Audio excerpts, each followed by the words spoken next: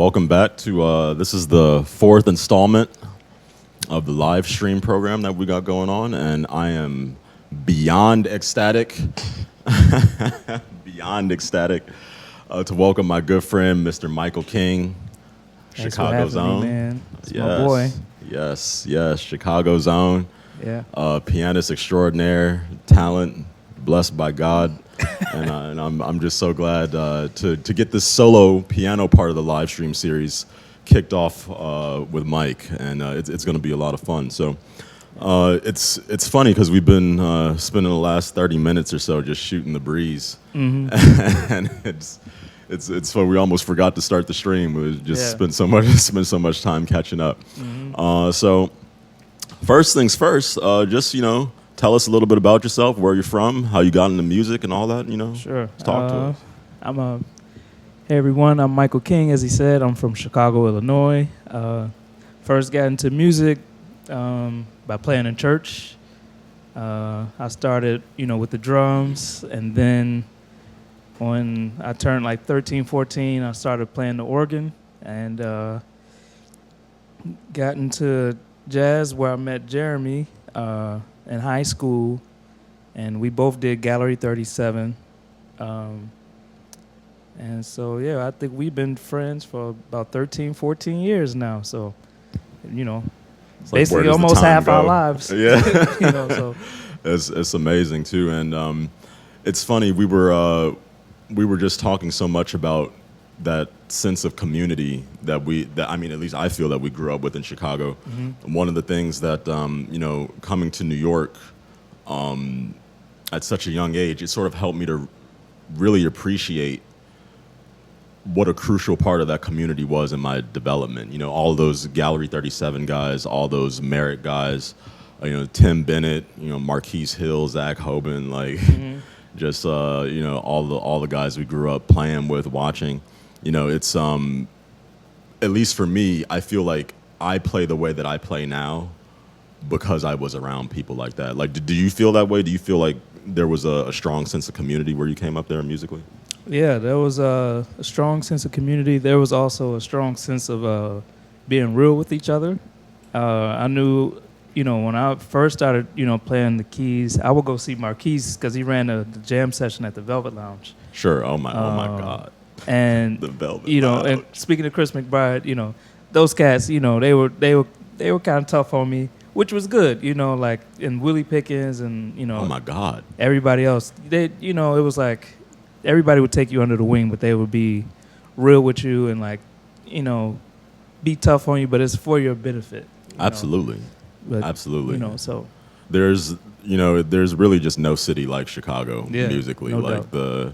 I've never met any other people that play the way we do or approach music the way that we do. And it's so many names that you're saying that I haven't heard in so long. Yeah. And just hearing those names again just brings a smile to my face. Like Willie Pickens. Yeah. I was just watching him play on YouTube just 2 days ago, and I was just like, man. Yeah. I miss this guy. I like so much he's done for me, and he doesn't even know. That's the crazy thing is that he doesn't even know. Yeah. I don't think he ever knew just how far his influence was reaching. So that's amazing to hear you mention those people. So so pianistically, what are you into? What do you think mostly about the piano? Because for me, to be completely honest, I don't know, and I actually didn't even really tell you this. I actually always looked at myself as a composer. I always looked at myself as a person that writes music, that creates music, and I was always using the piano to help me do that. So when I first started playing piano, I was like, oh, I can make cool music with this thing. Let me see how far I can go with it.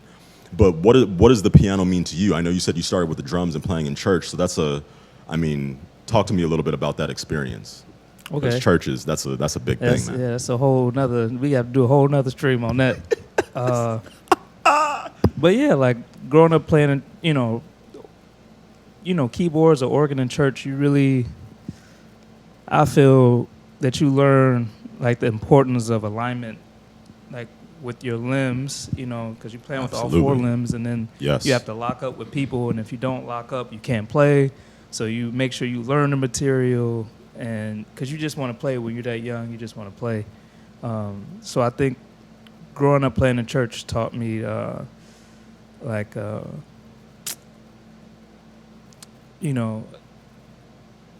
discipline, I guess, for lack of a better words. It's just like you learn the music, you show up, you have a good attitude, and then I think how I see the piano, like how you said, as a composer, I see the piano as this like a piece to the puzzle set that doesn't belong, because it's so much interesting good that we could do, but we could do so much harm, and I'm really cautious of how much harm, being a piano player, you can do, So it's a very tricky instrument, It is. Yeah. It is. So. And no, I actually really like what you said too about the organ being a physical coordination thing, the drums as well, like getting your limbs moving. That's sort of your rhythmic thing is a big part of playing. And one of the things for me, because I was playing in church almost my whole life as well. I remember I used to play at an AME church out in Harvey. Out of Harvey, Illinois, where my mom went, and I was playing there. I think I was like 10 or 11 years old, and I would just be like over there on the upright piano, like playing the hymns and stuff. But one of the things that I always have admired about church musicians is their ear, because it's like when you're in church, a lot of times you're playing for and with people who might be school teachers, nurses, firemen, and so spiritually and in terms of their instincts, they're on point, but they may not necessarily read music, right? And so I feel like you have to be able to have an ability to get with what they're doing really quickly. Did you find that to be the case in terms of developing your ear and how you approach music? Do you feel that church did that for you or help you with that? Yeah, because when I started playing the keyboard piano, I didn't know the names of the notes on the keyboard. So it was like, everything was a sonic thing. And like, so say like the male chorus was singing, I knew it had to be one of these things they were singing, or like an old hymn. And then like if it was something newer, like Thai tribute, like it might be one of these, and so over time, like it was like this, like you could hear it, you could pick up the songs just by ear. Because somebody might start something in A flat don't mean they gonna stay at A flat. And so, so that in itself was kind of like you learn all your keys, trying to follow these people in their solos. So. And it's funny to me too, because I know you went to Oberlin, and so when you get into sort of music academia, they sort of have a structured ear training course. I mean, all conservatories sort of have this academic track that you go through for ear training. But it's like I always felt like coming out of church, I was like,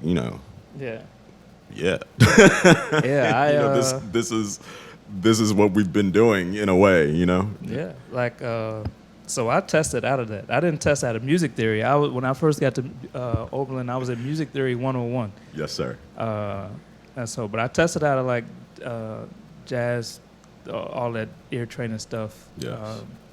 Yes. But no, and it's funny too, because even the idea of music theory, and I'm not saying this happened at Oberlin because I wasn't there. It was probably fine, but I've seen in certain academic institutions, music theory can be taught in sort of a very dogmatic way. Not all the time, sometimes it can be. And I think a lot of times people fail to realize that music is one of the few disciplines, in my opinion, where theory comes after practice. You know what I'm saying? Like if you're in the sciences or something like that, you have a theory and then you put it into practice. But I feel like music theory, it's the other way around. Like we hear something or we see something that a certain composer or musician might have done, and then we say, okay, let's form a theory to try to explain what we just heard. Right? So it's in retrospect. And so I feel like a lot of musicians, because I was sort of doing the same thing, by the time I got to college, like I had my own theory. You know what I'm saying? It was like where I had developed this own system to explain what I was seeing and what I was hearing and what I was playing. And so in a way, I still kind of use that system. Is that something, because it seems like what you're describing is kind of the same. Like you had almost sort of like by feel and by ear, you put together a system in your mind that made music digestible for you. Is that something that you still do? Or once you got to school, did you sort of say like, okay, let me just do it this way? Or are you doing a mixture, or what are you doing now? Well, I think now, you know, it's definitely a mixture at this point.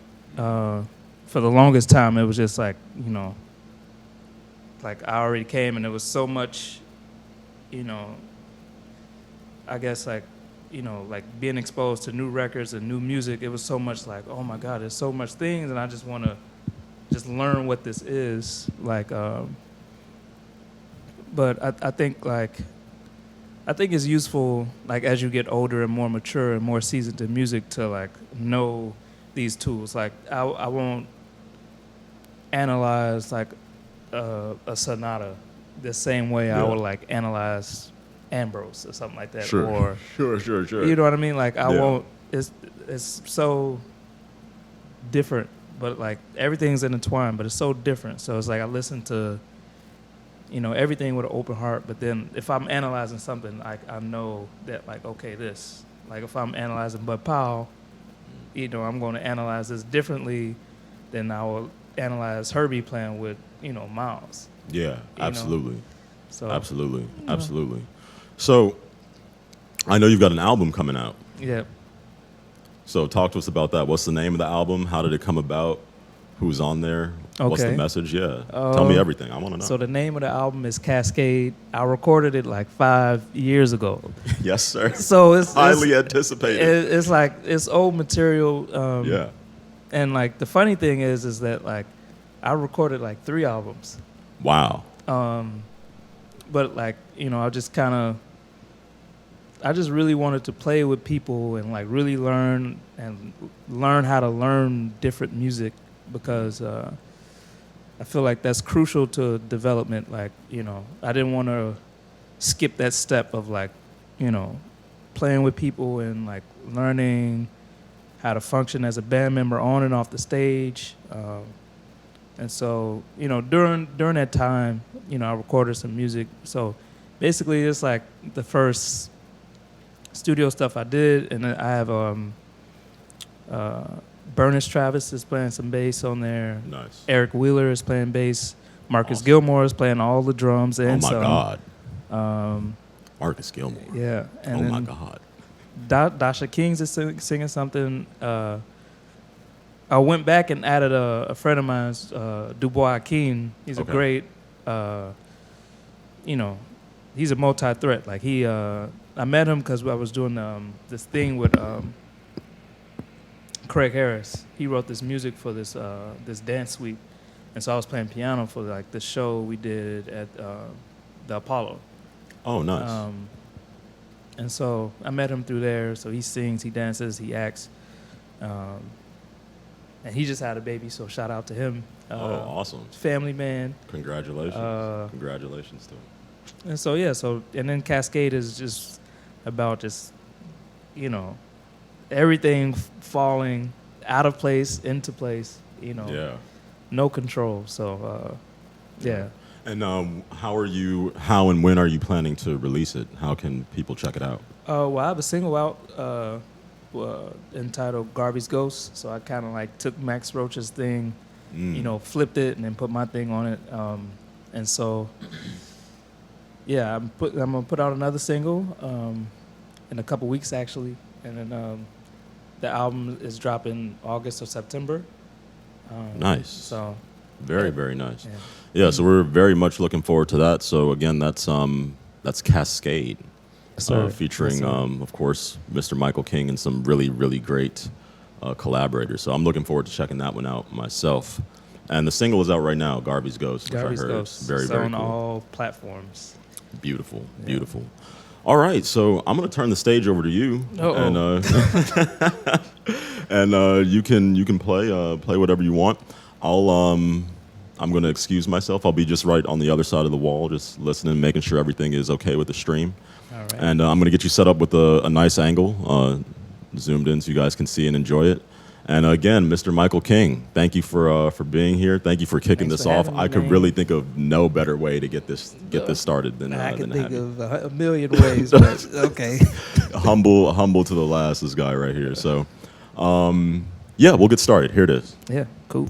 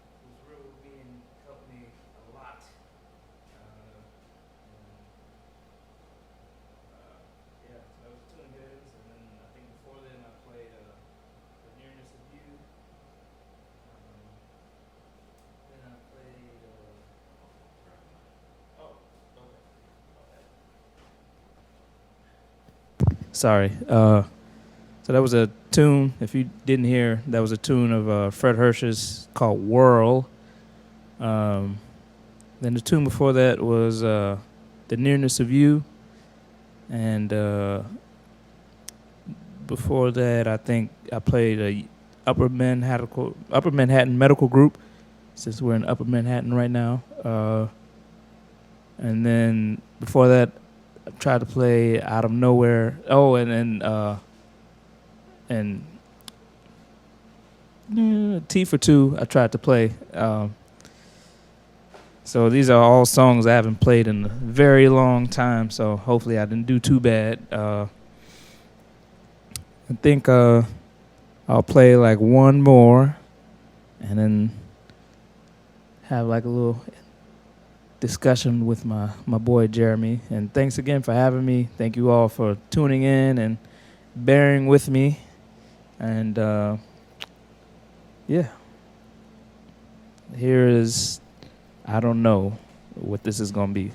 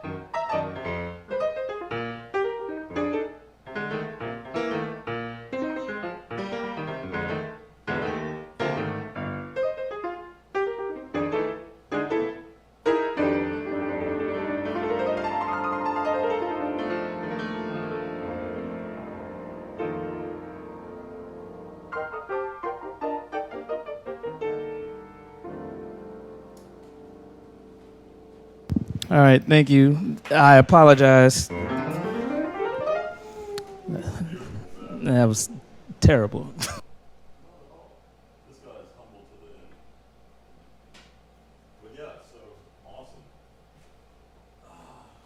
Well, first of all, thank you, tremendous thank you to Mr. Michael King for coming by, playing and serenading us. Actually, sorry guys, the interview, they heard it, but the camera was fighting with OBS, so it was, I think it was like a frozen frame. But everybody saw the concert. I fixed it when I went over there, so it's all good. So the first half of it is basically a podcast, and then we got some video on the second half. So next week, I'm bringing in a really good friend, Mr. Untek Kim. He's going to be playing some music of Sergei Rachmaninoff and also Scarlatti. So it's going to be a really, really nice time seeing him. Like I said, I cannot think of a better way to get this thing started off than my buddy Mr. King. And again, the album Cascade is coming out in August or September. The single Garvey's Ghost is out right now on all platforms, so you can feel free to check that out. We'll be back next week. Hopefully my camera and my computer won't be fighting anymore, and we can I'll coax them into getting along. But huge thank you to all of you that are listening. Huge thank you to Gregory Clark and Pop Drone. Huge thank you to all the Chicago musicians that helped to raise us to part of the community. You all know who you are, our friends that were with us from the beginning. You know, Tim Bennett, Will Miller, Zach Hoban, Marquise Hill, Ryan Narther, John Foster, you know, Jonah Parson Johnson, Gerard Harris. You know, you guys know who you are. So many more names, and it's you guys. We really owe you everything. So, God bless you all. See you all next week with some more great music. So, thanks for stopping by. And I'll make sure those of you that want to check it out on the archive. I believe the interview was actually recorded. So, in the archive on YouTube or on my website, you should be able to check it out there. So, thanks for stopping by. See you guys next week. All right.